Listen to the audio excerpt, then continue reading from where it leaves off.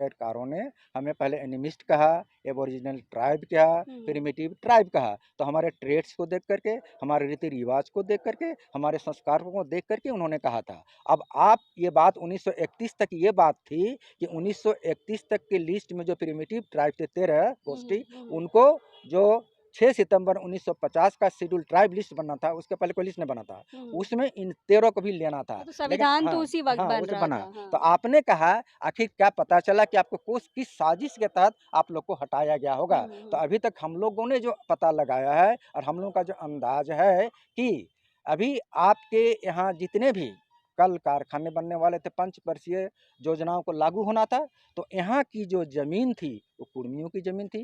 कल कारखाने लगने थे, कहाँ लगेंगे, जमीन चाहिए। बड़े बड़े डैम, अब डैम में देखिए, यहाँ का पहला डैम आपके सामने का ले लीजिए, गदलसूद डैम ले लीजिए, चांडिल डैम ले लीजिए, कोनराड डैम ले लीजिए, मैथम डैम ले लीजिए, और भी जितने डैम हैं वे सारे डैम की जमीन किनकी है, तो कुर्मियों की है। जितने कोल्ड बेल्ट हैं, बीसीसीएल हो, सीसीएल हो, ये सारे के सारे, और भी जो है रेल प्रोजेक्ट हुआ या सड़क परियोजना हुआ या और भी सरकारी परियोजना के लिए जो लैंड की आवश्यकता थी, वो कहाँ से लिया जाता। तो लोगों ने साजिश के तहत कहा यदि ये एसटी लिस्ट में रहेंगे तो लैंड एक्विजिशन में थोड़ी दिक्कत आएगी। प्लेन वे में यदि लैंड एक्विजिशन करना है तो इनको प्रिमिटिव सूची से ही पहले हटाया जाए। एक साजिश ये रही होगी जो कि हमें अब स्पष्ट हो रहा है। तो इसके तहत हमें जानबूझकर तब हटा दिया गया। तो कहना है कि ये नहीं, ये चूंकि छूट गया 1930 का लिस्ट से, आपका 1950 में छूट गया, इसलिए आउट हो गए।